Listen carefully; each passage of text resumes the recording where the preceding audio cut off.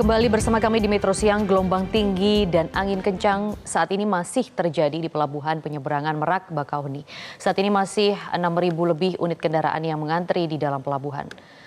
Karena ada daya tampung truk di dalam pelabuhan ASDP yang sebanyak 6.900 unit.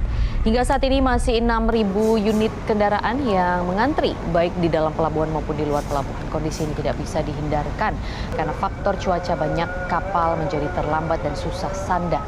ASDP menyebutkan daya tampung parkir pelabuhan sebanyak 6.900 unit kendaraan, sementara untuk truk sebanyak 6.000 unit kendaraan. Selain itu, antrian di luar pelabuhan yaitu sepanjang Jalan Raya Cikuasa Atas, Cilegon, Banten ini memanjang hingga 1 km.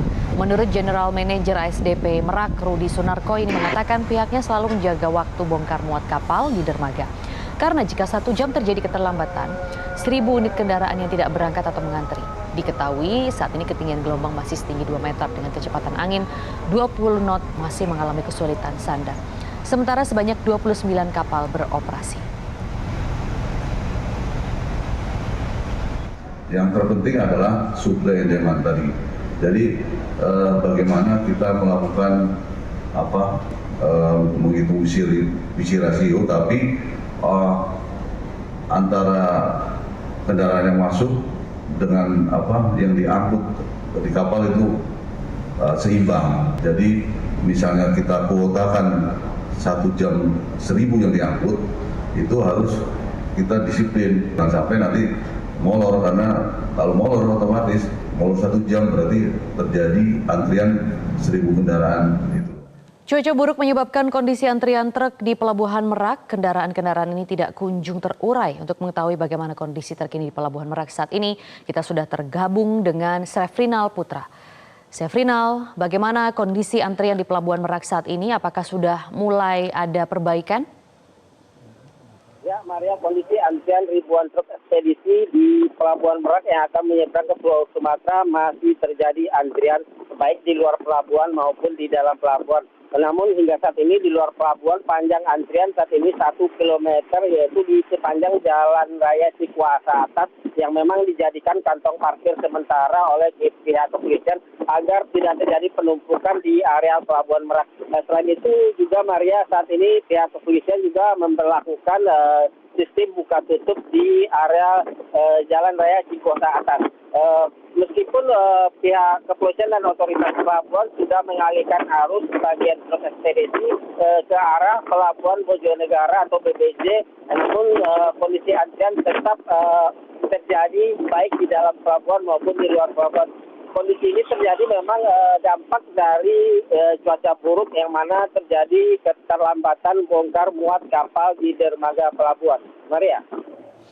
Sefrinal, lalu sebenarnya apa penyebab utama antrian yang tidak kunjung terurai dan juga dampak lain dari cuaca buruk yang terjadi di sana bagaimana?